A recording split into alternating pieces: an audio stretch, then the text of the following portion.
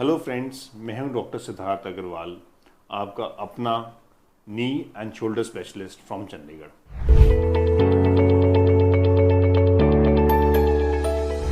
आज हम बात करेंगे बड़े ही इंटरेस्टिंग टॉपिक की, common questions and their answers. जो सवाल लोग मेरे से ओपीडी में पूछते हैं और उनके मैं क्या जवाब देता हूं। Well, the list is endless. मैंने सोचना शुरू किया, अराउंड 21 क्वेश्चंस थे जो मैं कर पाया। तो मुझे लगता है हम पार्ट बाय पार्ट करते हैं। आज 5 या 6 क्वेश्चंस कवर करने की कोशिश करते हैं। सबसे पहला सवाल, डॉक्टर साहब क्या ऑपरेशन ज़रूरी है? वेल, एसीएल की इंजरी में अगर आपका लिगामेंट कंप्लीटली टॉर्न है तो आपको depending upon your lifestyle surgery की ज़रूरत है।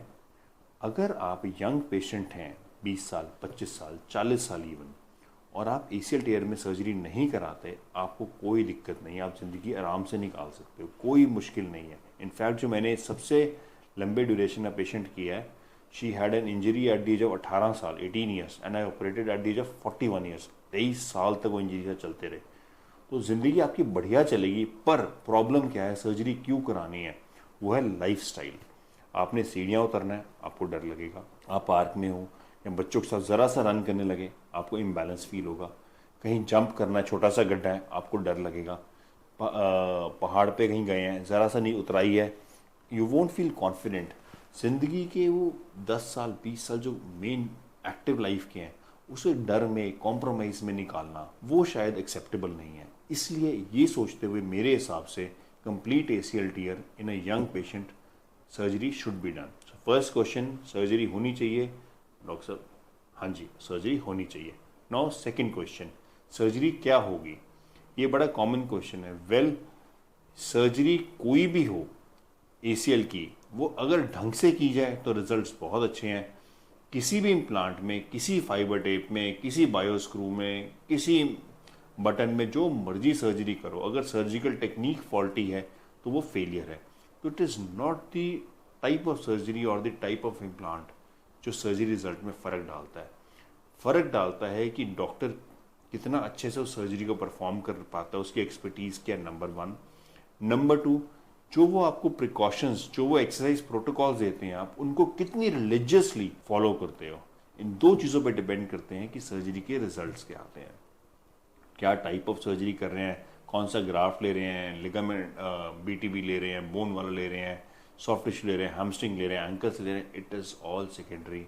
When you ask him the surgery, let him give you the answer कि मैं ये करता हूँ and be okay with it. उसे करने में कंफर्टेबल होना चाहिए। तीसरा, कॉस्ट, सबसे मेजर क्वेश्चन, डॉक्टर साहब कितने पैसे लगेंगे? Well, there are 2 types of patients. 1 जिसमें हमने कैश पे करना है, सेकंड आपकी कोई इंश्योरेंस है, कोई एम्पैनलमेंट है। अगर insurance empanelment, that's not your tension, ignore it and just focus अपनी रिकवरी पे। अगर आप कैश पेइंग पेशेंट हैं, चंडीगढ़ जैसे शहर में एसीएल की सर्जरी कैश पेइंग पेशेंट की एवरेज 1 लाख में होती है, plus minus 20,000 depending on multiple factors. But एक एवरेज कॉस्ट एक मॉडरेट हॉस्पिटल में चंडीगढ़ में 1 लाख में एसीएल सर्जरी हो जाती है। द फोर्थ क्वेश्चन, डॉक्टर साहब मैं चलना कब शुरू करूँगा? ऑपरेशन के नेक्स्ट डे ऑफ सर्जरी हम आपको वॉकिंग करा देते हैं।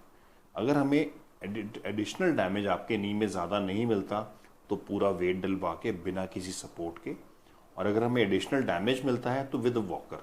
बट नेक्स्ट डे आपको हम वॉक करा देते हैं and you are independent to go to washroom. This is very clear. Fifth question, the anaesthesia, the biggest trouble I have कि डॉक्टर साहब कौन सा एनेस्थीसिया देंगे? The answer is we prefer spinal anaesthesia, कमर से नीचे का हिस्सा सुन करके।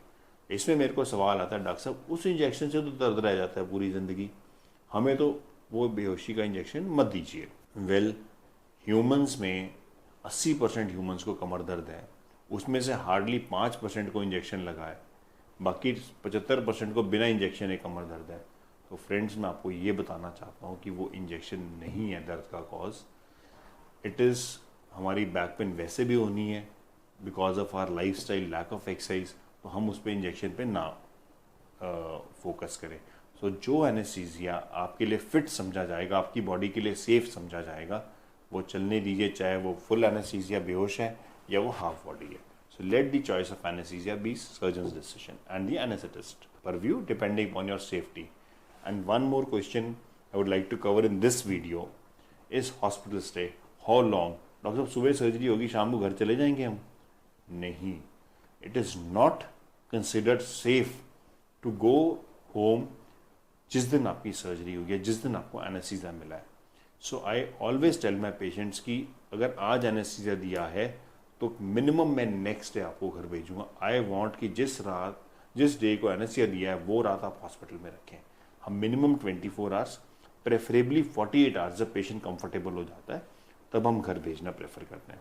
सो this is just a small tip of the iceberg. Very small percentage of questions I have covered today.